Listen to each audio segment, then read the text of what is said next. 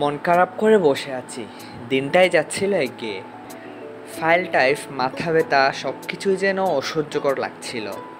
আর ঠিক তখনই